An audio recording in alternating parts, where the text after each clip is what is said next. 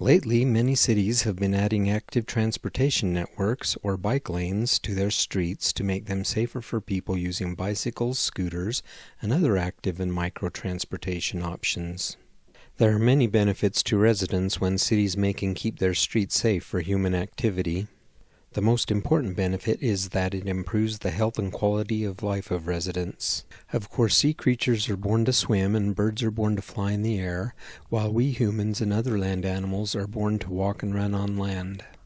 Walking, running, and biking on our local streets are our most basic, convenient, and common ways of staying physically active, and they are also great natural ways of getting around our local neighborhoods. When people can conveniently step out of their doors and have local streets that are safe and inviting to walk and bike on in their neighborhoods, their levels of physical activity, health, and quality of life increase. But since in recent decades our streets have been primarily designed with only cars in mind, it can seem like our streets are only for them. However, we know streets and roads have been around a lot longer than cars, and that legally all citizens have a right to use them and have the right to choose different transportation modes while using them. When bicycles became popular in the U.S. in the 1890s, courts confirmed residents had the legal right to use them on our public streets.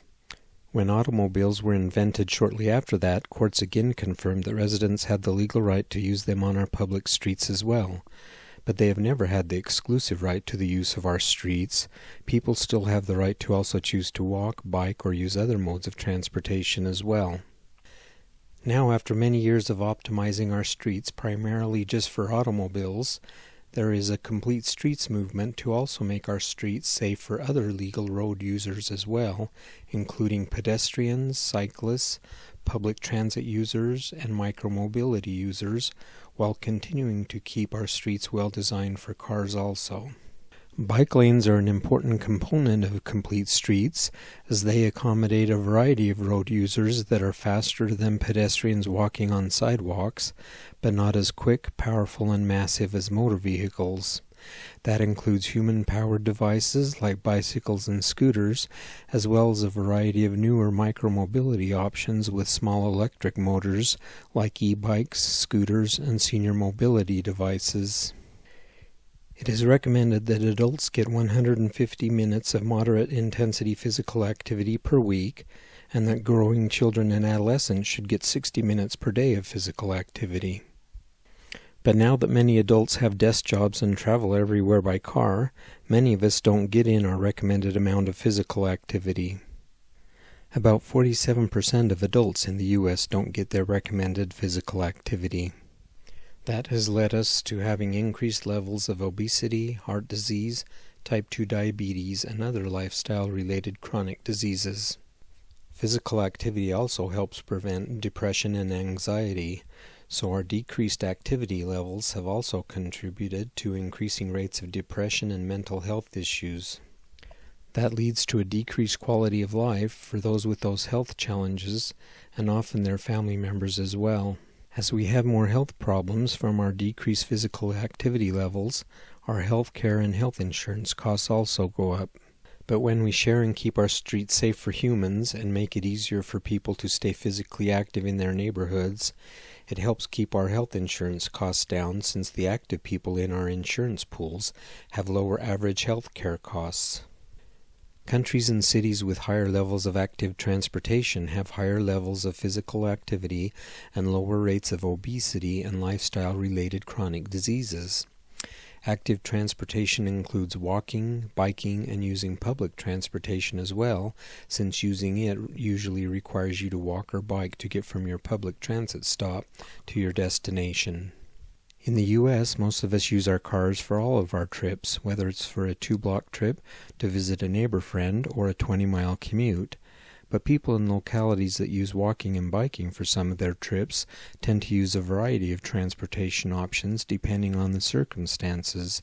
For example, here's a graph of how trips are usually made in the Netherlands by trip length. As you can see, for trips under half a mile, walking is the most common transportation mode.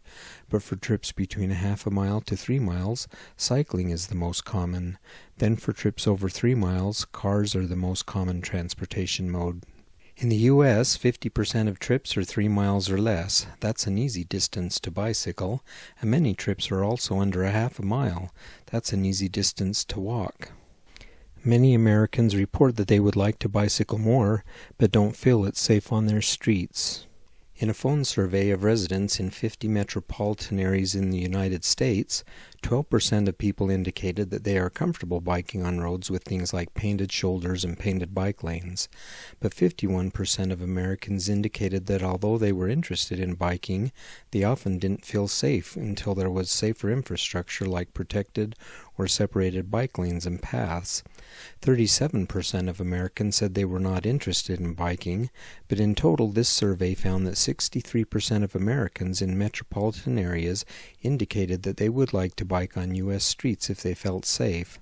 That indicates that there is a huge opportunity in the U.S. to increase bicycling rates if safe infrastructure is built. Another benefit of active transportation, public transportation, microtransportation, and carpooling is that they all reduce traffic congestion. That's because they all use much less road space per person than single-occupancy vehicles. For example, when moving, a bus takes up about the same road space as 2 cars, but it can carry about the same number of people as around 50 single-occupancy vehicles. Bicycles and microtransit options also use much less road space per person. About a year after London built some protected bike lanes around 2016, a traffic count found that the bike lanes were moving about 5 times more people per square meter than the main car lanes were. So that is why cities trying to solve or prevent traffic congestion try to encourage and make it easier and more inviting for people to use public and active transportation and carpooling. And on the flip side, that's why when growing metropolitan areas primarily rely on single-occupancy vehicle travel, they eventually experience heavy traffic congestion. Here is a chart from the National Association of City Transportation Officials, or NACTO, showing how many people can be moved in the same 1 car lane space by different transportation modes. And interestingly, younger millennials are driving less and using more public and active transportation trips than the older generation. Another nice thing about having an active transportation network is that it gives us more viable transportation options and choices for if our circumstances, health, or preferences change. For example, if gasoline and energy prices go up in the future as we use up more of our finite supply of fossil fuels, being able to use active or micro-transportation trips for short local trips may be a nice option to have. When gas prices went up between 2008 and 2014, Americans did find ways to drive less. We all love the convenience and comfort of our automobiles, but when we drive in them by ourselves, not only are they not very road space efficient, but they are also not very energy efficient either. When we drive our single-occupancy motor vehicles, about 2% of the energy is used to move the person inside the car, while 98% of the energy used is to move the vehicle.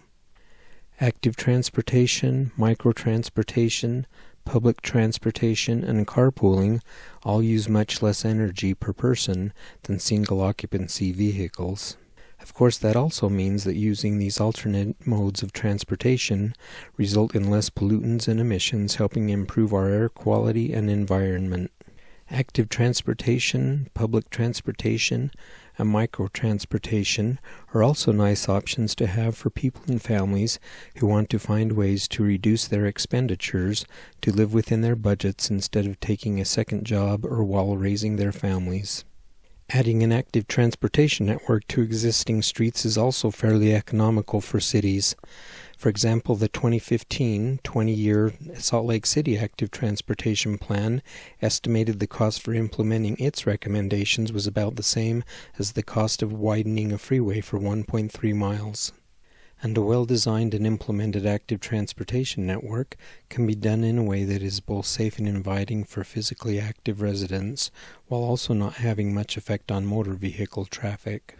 So in short, making active transportation and recreation, such as bicycling, walking, and getting to and using public transit more safe and inviting in a community not only improves the health and lives of the people who take advantage of them, but it also benefits people who choose to not utilize them by helping reduce or prevent traffic congestion, by helping keep our health insurance rates down, by improving our air quality and giving us viable activity and transportation choices in the future if our health, circumstances, or preferences change. So it's a win-win proposition for everyone.